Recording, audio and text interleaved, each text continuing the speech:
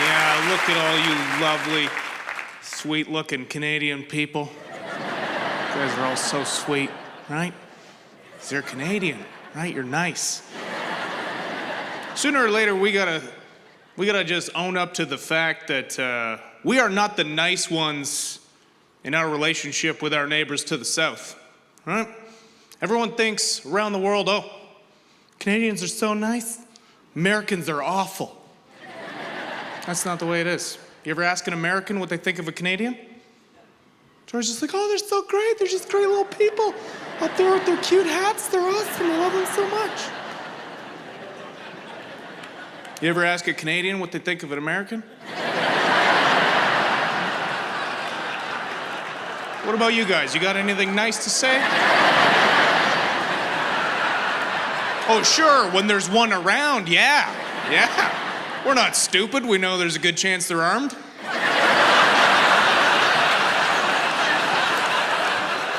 You make something up, right? You're just like, well, yeah, they're pretty good at like the Olympics and like weapons and stuff.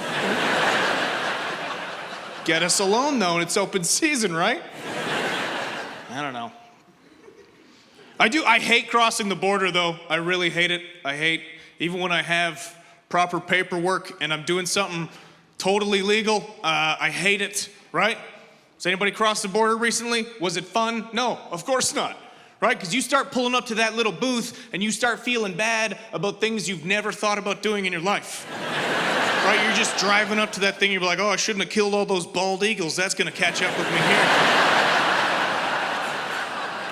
And you get there and they ask you simple questions, but your brain shuts off, right? They'll just look at you and be like, you got anything in the trunk? And you just panic. You're like, well, 30 seconds ago I said nothing, but now there's a good chance it's full of dead kids stuffed with guns and heroin. I can't do this today, peace. You can't do that either, right? You can't quit when you get to the front of the line, right?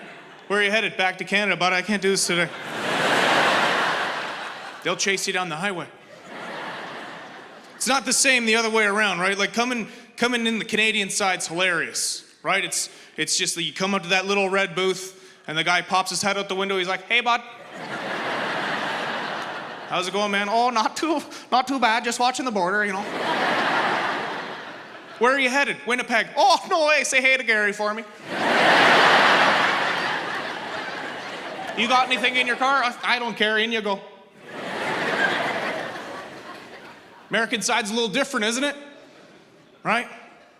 You wanna know why? Because they told those guys somewhere along the lines, they're like, hey, listen, you're the last line of defense. And they're all morons, so they're all like, I'm the last line of defense. I gotta protect my country, I'm the last line of defense.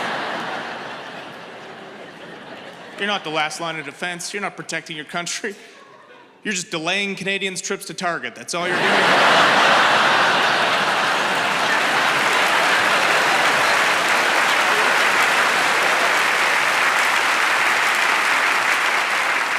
Right? And it's just like, I got a nice border cop once and I was immediately terrified, okay? I had no idea how to handle it because I was like, they're not nice, this is a trick.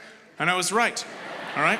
I was right because I got detained for 3.5 hours because I borrowed my friend's car and he just didn't know how to handle that. Like he just didn't understand the concept of borrowing. He just looked at me, he's like, well, where's your friend now? Like he's at work in Toronto and he just gave you his car?